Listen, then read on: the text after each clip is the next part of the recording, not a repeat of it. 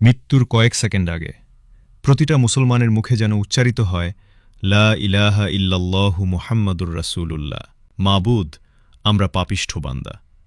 আপনার রহমতে আমাদেরকে এই মধুর কালেমা পাঠ করে মৃত্যুর স্বাদ গ্রহণ করার তৌফিক দান করুন। ভিডিওটি ভালো লাগলে বেশি বেশি করে শেয়ার করুন। ইসলাম জিতবেই, তোমাকে নিয়ে অথবা তোমাকে ছাড়া, কিন্তু ইসলাম ছাড়া তুমি হেরে যাবে এবং হারিয়েই যাবে। ফজরের নামাজ পড়লে কি উপকার হয়? সৌন্দর্য বৃদ্ধি করে, জোহরের নামাজ পড়লে কি উপকার হয়? রিজিক দান করেন, আসরের নামাজ পড়লে কি উপকার হয়? সুস্থতা দান করেন, মাগরিবের নামাজ পড়লে কি উপকার হয়? চিন্তা মুক্ত রাখেন, এশার নামাজ পড়লে কি উপকার হয়? শান্তির ঘুম দান করেন। আমি আপনি জানি না আমাদের অজান্তে আল্লাহ পাক আমাদের কতবার বিপদ থেকে রক্ষা করেছেন।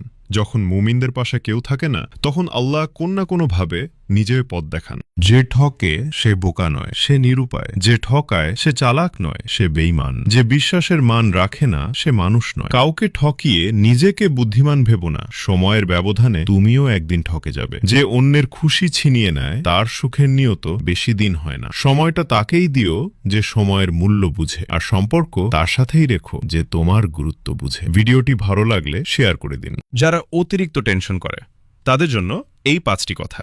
1. সবকিছু তো আপনার নিয়ন্ত্রণে না, তাই অযথা সবকিছু নিয়ন্ত্রণে চেষ্টা করবেন না।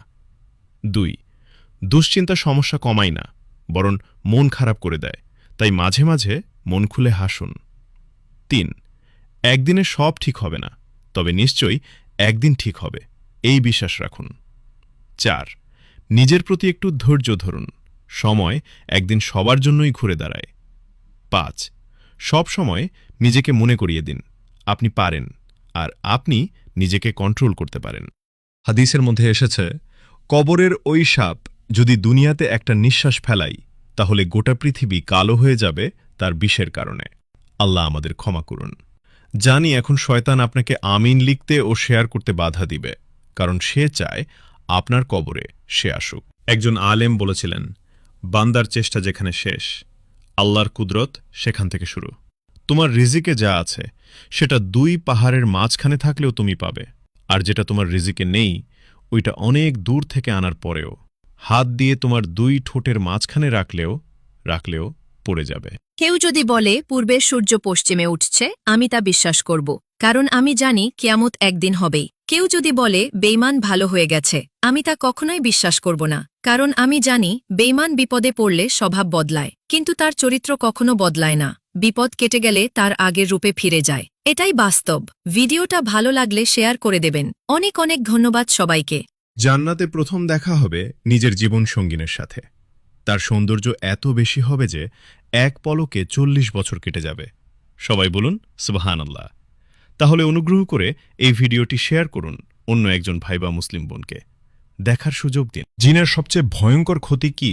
হৃদয়ের শান্তি হারিয়ে যায়, হাসি থাকে কিন্তু ভেতরে আগুন জ্বলে। যে জিনা ছেড়ে আল্লাহর দিকে ফিরে আসে। আল্লাহ বলেন, আমি তার গুনাহ এমনভাবে মুছে দিই যেন সে কখনোই করেনি। কেন আজ তরুণরা বেশি এই গুনাহে পড়ে? শুনেন, কারণ পর্দা কমে গেছে আর আল্লাহর ভয় হৃদয় থেকে সরে গেছে। জিনা থেকে বাঁচার সবচেয়ে শক্তিশালী উপায় কি? 5 ওয়াক্ত নামাজ, চোখের হেফাজত আর আল্লাহকে ভয় করা। এই 3টে থাকলে শয়তান কাছে আসতে পারে না। আল্লাহ কার জন্য রাস্তা খুলে দেন? যে মানুষকে কষ্ট না দিয়ে চলে। কোন দোয়া কখনো ফিরিয়ে দেয়া হয় না? পিতামাতার দোয়া।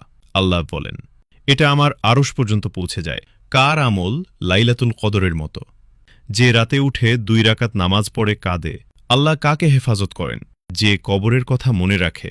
আল্লাহ বলেন, তাকে আমি দুনিয়ায়ও হেফাজত করি, কবরেও।